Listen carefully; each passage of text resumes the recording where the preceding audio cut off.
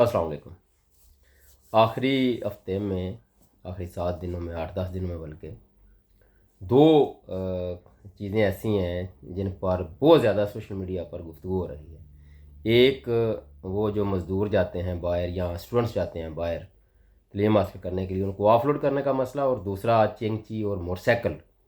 जो है उन पर एफआईआर दर्ज करना, चालान और हेलमेट ना होने की वजह से, और कम उम्र जो बच्चे मोटरसाइकिल और चिंची वगैरह चलाते हैं उन पर बड़ी सख्तियाँ की जा रही हैं। पहले मसले की तरफ देखते हैं कि वहाँ क्या है। देखें, पाकिस्तान में बेरोज़गारी, गुर्बत, अफलास, तो लोग बाहर जाते हैं। इससे पहले लोग एजेंटों के थ्रू जाते थे। इनका रेट ऑलमोस्ट 30, 35, 40 लाख, बल्कि इवन के 50-50 लाख तक भी चला गया था, और ऊपर से जान का खतरा लग। तो आखिरी चंद सालों में, ये कोई ज़्यादा नहीं, माजी करीब में ही स्टूडेंट वीज़ा पर बहुत से लोगों ने बाहर जाना शुरू कर दिया। वहाँ इजी भी है और जेन्युइन तरीके से आप बाहर भी जाते हैं तलीम हासिल करने के लिए, और वहाँ आपको एक सहूलत भी है कि आप काम भी कर सकते हैं, और उसके बाद आपको वो 2 साल का वीज़ा एक्सटेंड कर देते हैं, ताकि अगर आपको जॉब मिल जाए तो वही वीज़ा आपका वर्क परमिट में तब्दील कर देते हैं। लेकिन इसमें जो एजेंट वीज़ा जो डंकी लगाते हैं वगैरह, उनका रेट जहाँ तक पहुँच गया था, वहाँ ये जेन्युइन तरीके से आप वीज़ा लगवा कर उससे कम पैसों में या उसी तकरीबन लगभग रकम में आप बाइज़ तरीके से बाहर चले जाते थे। लेकिन फिर आपको पता है पाकिस्तानियों के हाथ में जब भी कोई चीज़ आती है तो वो उसका ऐसा सत्यानाश करते हैं कि अपने ऊपर वो पाबंदियाँ लगवाना शुरू कर देते हैं। इसमें फिर ये काम एजेंटों के हाथ लगा, तो फिर इसमें आप वो जाली सनतों वाला सिलसिला भी शुरू हो गया। जाली जो दस्तावेज़ हैं वहाँ शुरू हो गया, बैंक स्टेटमेंट जाली शुरू हो गई। यहाँ फिर कुछ तफरीक करना बड़ा ज़रूरी है कि वो लोग जो वाकई लायक हैं, वो बच्चे बच्चियाँ जो ज़हीन हैं, अगर वो किसी को क्या करवा कर बैंक स्टेटमेंट बनवा लेते हैं तो वहाँ इसमें कोई अर्ज नहीं है। मैं इसको जाली नहीं कहूँगा, इसको फेक नहीं कहूँगा। वो कम से कम उसके एवज़ कुछ पे भी करते हैं, और बाहर आकर उनको एक मौका मिलता है, वो अपनी तालीम भी हासिल करते हैं और साथ काम कर कर अपनी वो फीसें वगैरह भी दे लेते हैं। उसके बाद वो सेटल भी यहाँ हो सकते हैं। तो पाकिस्तान जहाँ गुर्बत, बेरोज़गारी, अफलास और हुकूमती सतह पर तो बिल्कुल गरीबों को मारने के अलावा कुछ किया ही नहीं जा रहा। ना ही कोई ऐसी पुलिसियाँ हैं कि वहाँ सनतें लगें और ना बंदे बाहर आए। कौन खुशी से बाहर आता है? तो जो इतने भी वो इस स्टडी वीज़ा पर तकरीबन जायज़ मामला थे, वो एजेंटों के हाथ जब चढ़े तो उन्होंने इसमें इतनी जालसाजियाँ की कि वो बाहर जाके बदनामी का बायस बनना शुरू हो गए। कुछ ऐसे लोग आ गए जो जाली सनतों पे थे, या कुछ ऐसे आ गए जो पढ़ने नहीं चाहते थे। उनके नज़दीक ये था कि हम 25, 30, 35, 40, 50 लाख तक अगर एजेंट को देते हैं तो बेहतर है 50-60 लाख की बैंक स्टेटमेंट, वो तो पैसे आपके पास ही हैं। वहाँ जितनी एक सेमेस्टर की फ़ीस देनी है वो दे लें, उसके बाद आप यूनिवर्सिटी जाती नहीं है। मेरी मुलाकात चंद ऐसे नौजवानों से हुई भी है जो आए तो स्टडी वीज़ा पे थे, मगर बदकिस्मती से वहाँ आकर वो एक, मेरा ख्याल है वो 6 माह में एक आध मरतबा ही गए यूनिवर्सिटी, तो बाकी वो वहाँ काम कर रहे हैं। हालांकि वो अगर अपनी तालीम मुकम्मल कर ले और मुनासिब काम करके अपनी फ़ीसें दे लें, उसके बाद उनको कानूनी तरीके से वहाँ रहने का हक हासिल है। मगर क्योंकि हम पाकिस्तानी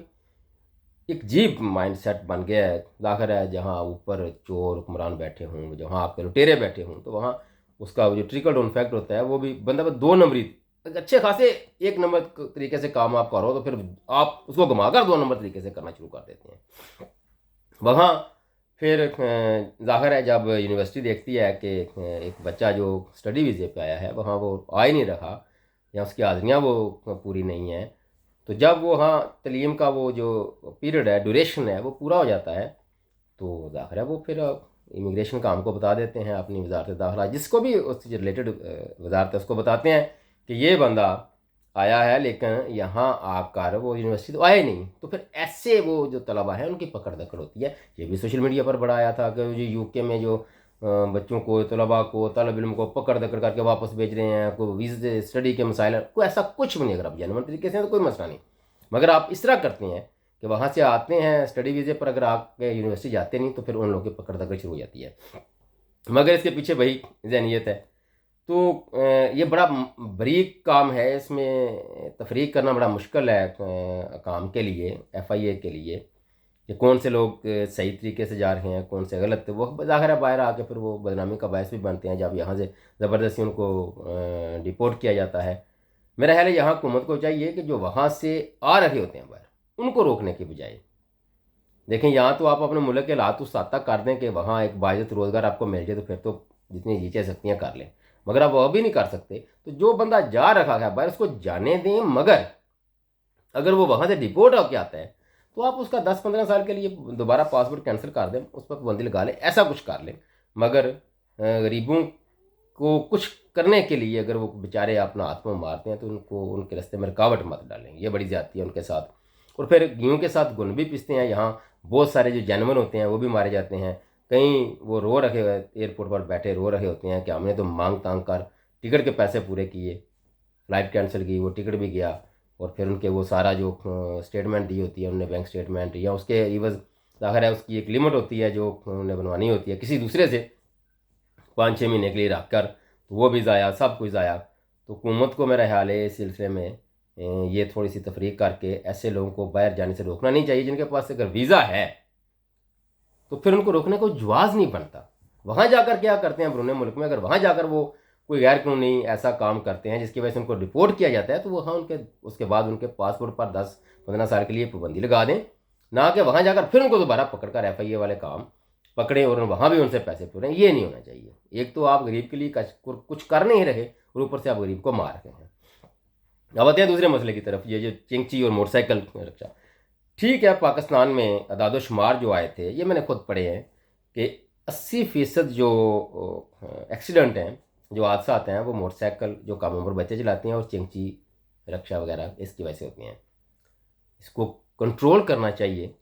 ان حادثات کو ان کی تربیت کر کے ان کو تھوڑی بہت ٹریننگ دے کے روڈ پہ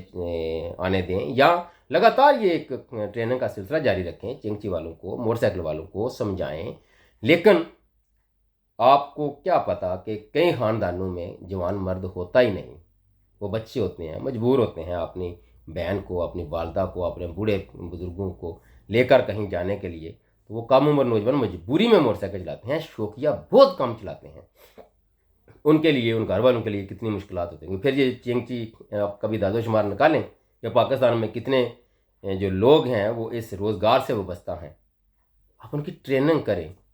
آپ ان کی تربیت کریں، ان کو سکھلائیں، ان کو ٹریفک رولز کے بارے میں بتائیں۔ چاہے جائے کہ آپ اوور نائٹ ایک کوئی پاس کرتے ہیں قانون، اور صبح اٹھ کے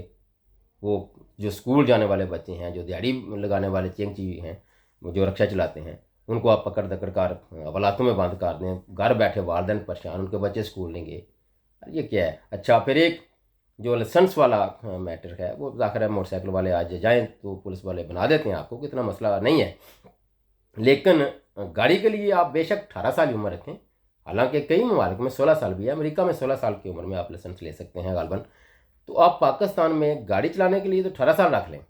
لیکن موٹر سائیکل کے لیے یہ ایج 15 سال تک کر دیں، کیونکہ 15 سال تک بچہ میٹرک میں جاتا ہے تو وہ اچھا خاصا سمجھدار بھی ہوتا ہے اور موٹر سائیکل وغیرہ چلا بھی لیتا ہے، تو اس کو آپ لائسنس بنا دیں۔ اب دیکھیے اس سے چھوٹے بچے جو ہیں، جو تقریباً 12-13 سال والے بھی ہیں، اس سے تو کم نہیں، بالکل اجازت نہیں ہونی چاہیے، خواہ وہ کوئی بھی حالت ہو،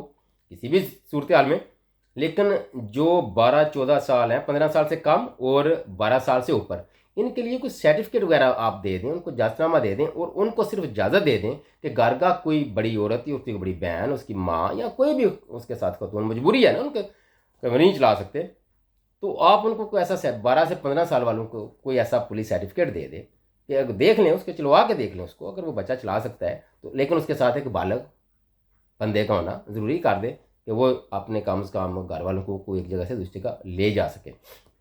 لیکن یہ جو آپ دن رات کر کے کم عمر بچوں کو پکڑ رہے ہیں،